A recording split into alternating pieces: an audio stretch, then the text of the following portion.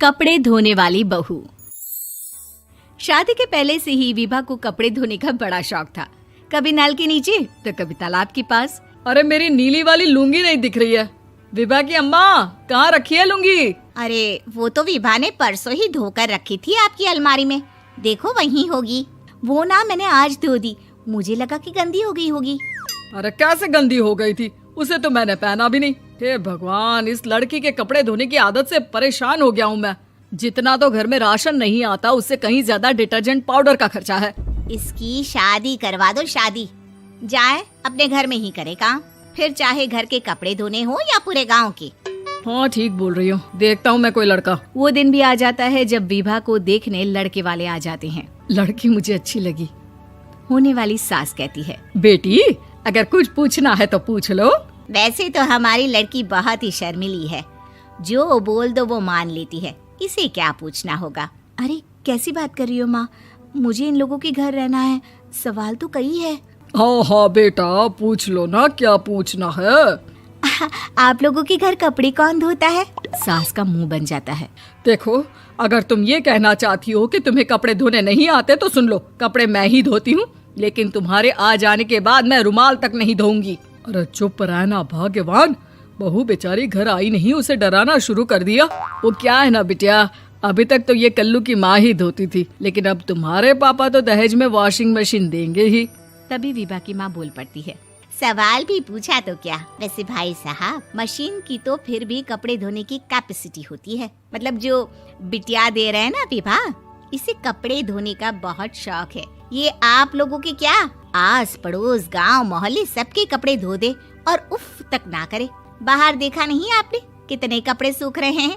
सब हमारी बिटिया ने ही तो धोए हैं। बस भी करो ना माँ, शर्म आ रही इतनी तारीफ सुनकर। और तो और एक दाग निकाल कर दिखाओ तो मान जाओ। हाँ अच्छा, माफ करना बेटा, मैंने गलत समझा।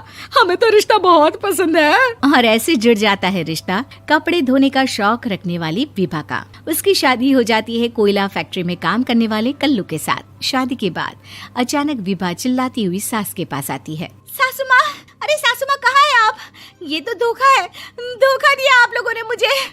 इसे ससुर के चक्कर के बारे में पता चल गया। अरे तो उसमें तुझे क्यों धोखा मिला है? अरे नल में पानी नहीं आता, कपड़े कैसे कब धुलेंगे? अच्छा, तू पानी नहीं आ रहा उसकी बात कर रही है। तो आपने क्या सोचा? कुछ नहीं। अच्छा, तेरी माँ ने कहा था कि कपड़े धोने का शौक है तुझे, याद आया मुझे। शौक बोलकर कपड़े धोने वाले मेरे जुनून को कम ना आके सासू माँ, कपड़ा धोना मेरा गुरूर है। तभी पति भी वहाँ आ जाता है। अभी मैंने इसे सनी देओल की फिल्म दिखाई है, उसी के डायलॉग मार रही है माँ। अच्छा सुन, साफ बता रही हूँ, पानी सुबह 4 से 6 और शाम को 10 से 12 आता है, समझी? विभा टाइमिंग सुनकर हैरान हो जाती है। ये क्या भूतों का मोहल्ला है? सुबह 4 बजे उठकर कौन कपड़े धोता है? 4 बजे टंकी में पानी जाता है, फिर सारा दिन धोना ना, किसने मना किया? अरे कैसी बात कर रही हैं? 200 लीटर की टंकी में कितने कपड़े धो लूंगी मैं? सुबह ही उठ जाऊंगी मैं। अब क्या था, विभा सुबह 4 से लेकर रात के 12 बजे तक कपड़े ही धोती रहती। एक रोज सास पड़ोस से निकलकर कहीं जा रही होती है कि साथ वाली कहती है, हाँ कल्लू की माँ, जरा ये बताओ कि 2 साड़ी है, 2 ब्लाउज और एक पेटीकोट और एक नाड़े वाला लंबा कच्छा। हाँ तो? अरे तो क्या, कितना लोगी धुलाई ये बताओ। धोबन दिख रहे हैं हम क्या? हमारे पति सरकारी नौकरी से अभी रिटायर हुए हैं और बेटा सुपरवाइजर है कोयला फैक्ट्री में। धोबन समझ रखा है हमें।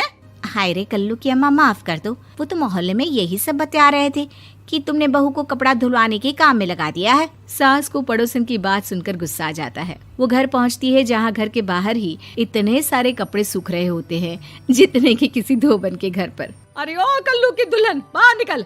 माँ जी यहीं आ जाओ, बाथरूम में चादर धो रहे हैं हम। अरे अभी हम धोते हैं, तुमको बाहर निकलो। ये आस पड़ोस वाले बोल रहे हैं कि हम बहू से कपड़े धुलवा कर उसे कपड़ा धोने वाली बना दिए हैं।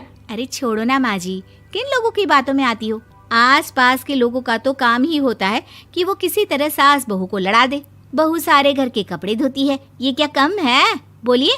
सास को भी लग जाता है कि वो बहू का ये सनकीपन नहीं छुड़वा सकती, इससे अच्छा है कि खुद ही चुप हो जाए।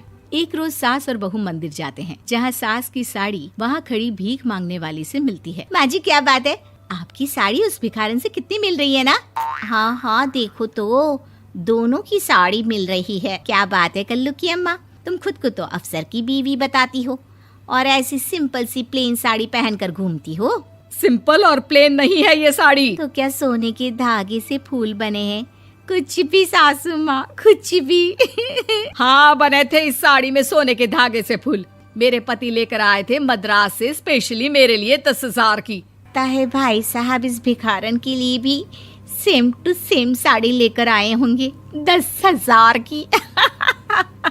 सास उस वक्त तो कुछ नहीं कहती, लेकिन बहू के साथ घर आती है और अलमारी से एल्बम निकाल कर लाती है। ये साड़ी देख रही है, ये वही साड़ी है जिसे मैंने अभी पहना था। इस साड़ी में ये जो चमकदार फूल दिख रहे हैं ना, ये सोने के धागों से काढ़े गए हैं। लेकिन तू लोकल वॉशिंग मशीन ब्रश से घिस घिस कर सारे फूलों को निकाल कर साड़ी प्लेन कर दी। मुझे माफ कर दीजिए सासू माँ। और तो और, जब मैंने तुझे तेरी गलती के लिए कुछ नहीं कहा, लेकिन तूने तो सबके सामने मेरा मजाक ही बना दिया। क्यों? बहू को समझ में आ जाता है कि अब से उसका कपड़े धोना बंद।